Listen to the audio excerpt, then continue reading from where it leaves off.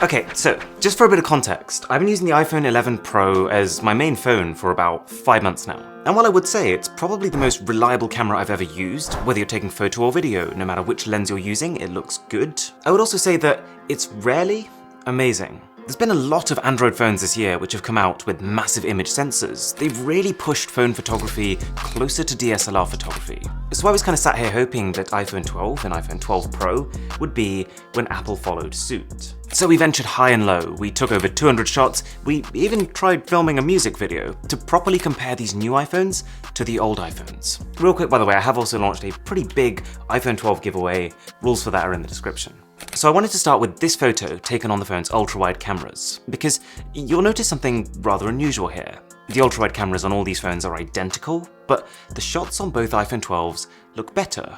Again here, my face is crisper, the menu in front of me more defined. Or here, everything from the texture of the floor to the details in the chandelier above me are better on the iPhone 12s. Why? Well, it's because of something called deep fusion. So every time you take a photo on one of these iPhone 12s, it actually captures 9 different shots at various different exposures. It then goes through all of them and picks the best parts of each of them and merges them. Now, the iPhone 11 Pro already supports deep fusion on its main and zoom cameras, but with the iPhone 12s, it's better, it's faster, and it works on all cameras. And that also includes the front. All 3 of these phones, again, have identical selfie cameras. And yet, the 12 and 12 Pro have like a whole extra layer of detail. Just look at my eyes or the fabric of my coat here. There's more. If you take a look at the main camera on the iPhone 12 and 12 Pro, while Apple hasn't upgraded the sensor, like I kinda hoped they would, they have given us a better lens to bring in more light. This is one of the new iPhone's headline features, and probably the best way of showing it is by going even darker. No, not that dark.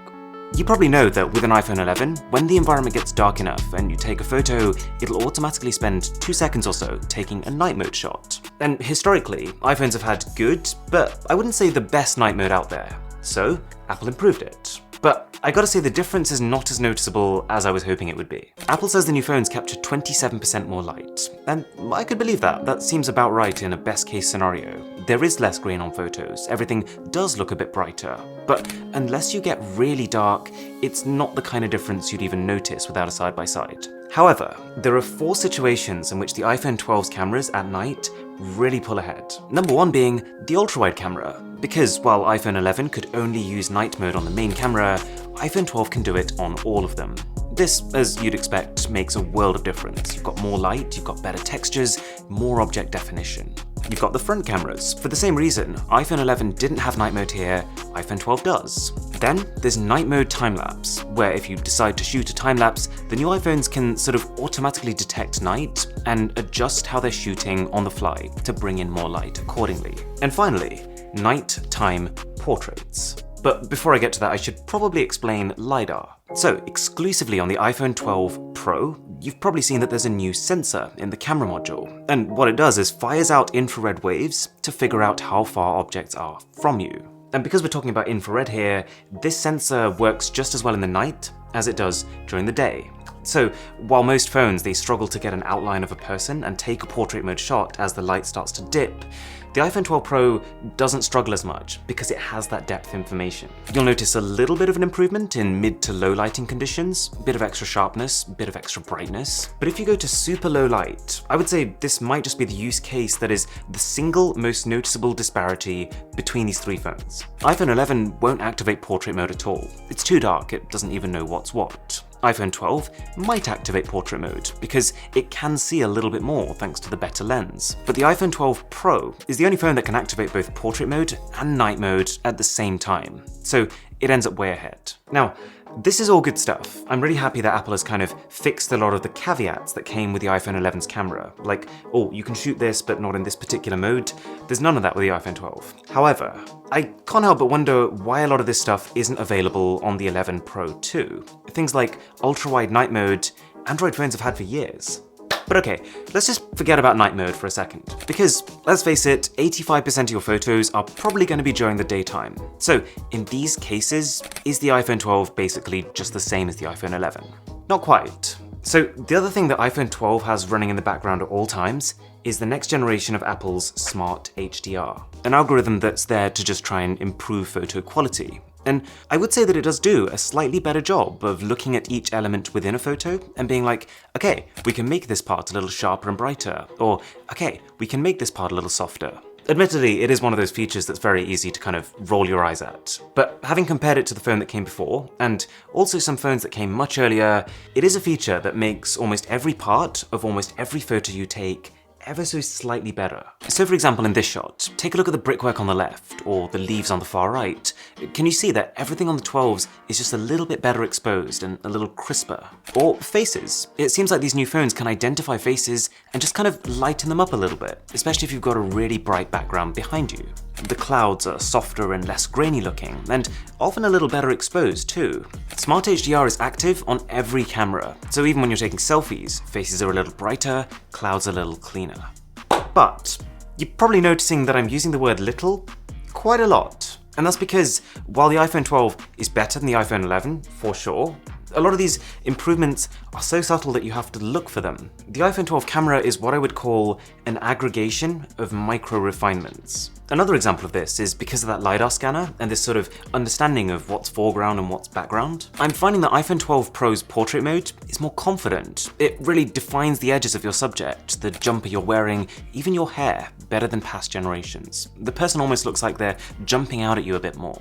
Lidar also helps with focusing. It's feeding depth information to the camera, so the camera knows what distance to set its focus to a little faster. Oh, and while we're here, side note, you'll probably have noticed that both Pro phones, they zoom in when taking portraits. That's just because they can really. They both have 2x telephoto cameras, whereas the standard iPhone 12 doesn't. I definitely prefer the way the Pro phones do it. Also, the fact that they have telephoto cameras means that just generally when you're zooming into things on these Pros, you can get to at least 5 times before the image starts breaking down. Now, actually one of the biggest features of these new iPhone 12s, one thing I wouldn't call a micro refinement, is what happens to video. It's actually two things, one of them kind of minor, one of them kind of amazing. So the first thing is improved optical image stabilization. So normally when you move your phone one way, your camera lens actually slightly moves the other way to try and keep images still. Now none of that's changed, the core mechanism's the same, but with the iPhone 12s, those corrections are happening 5,000 times per second, as opposed to 1,000 times per second. Can I tell when I'm taking video on all these phones? Not really. I'm sure there is a difference, I'm sure there are situations where it's more noticeable than others, but just generally walking around, I can't. I even tried running while recording on all 3 phones, squinting at my monitor trying to discern something. I couldn't, but let me know if you can. Now, what I do think is really cool is that iPhone 12 and iPhone 12 Pro are the first phones in the world to be able to record, edit, and share in Dolby Vision HDR. Sort of. And that is not an easy thing to do. The phone has to basically record 2 streams of video at the same time, one high exposure, one low exposure, and on top of that, capture something like 60 times the amount of color information. And on top of that, individually color correct every single frame in real time as you're recording it. Dolby describes this as revolutionary as the jump from standard definition to high definition video. For me, I wouldn't go that far, but it does give you a lot of room for maneuver. Now, just bear in mind as I'm showing you this that you're not going to be able to see the full benefits of HDR in this video. We've had to kind of compress it so it'll actually work with my video editor. But to kind of give you an idea of how it can make a difference, let's take this identical video shot on all 3 phones. Now, if we head into the video editor and dial up the shadows, make it brighter, crank up the saturation, can you see how the video on the iPhone 11 is starting to fall apart a bit? Whereas on the 12s, it looks exactly as you'd expect it to.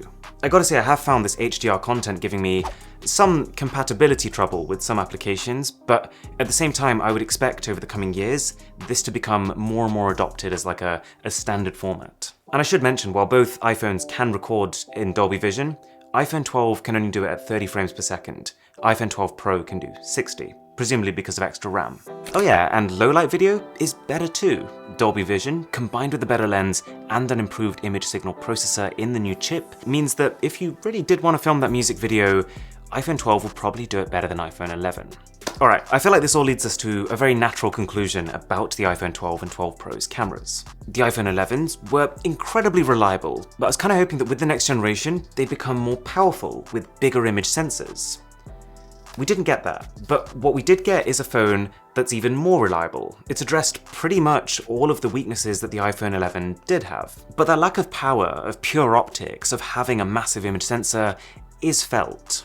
But that's where I think the iPhone 12 Pro Max, which is going to be released in about a month's time, comes in. That's Apple's competitor to some of the Ultra Android phones we're seeing. That's the phone with a bigger sensor, a much better stabilization system, and further zoom. So, if you're someone who's looking to buy a phone right now, and camera quality is really important to you, then I would wait and see what the 12 Pro Max has to offer, because my guess is that that is Apple's true next generation camera system, not this one. Alright, if you enjoyed the video, a sub to the channel would be absolutely immense. My name is Aaron, this is Mr. Who's the Boss, and I'll catch you in the next one.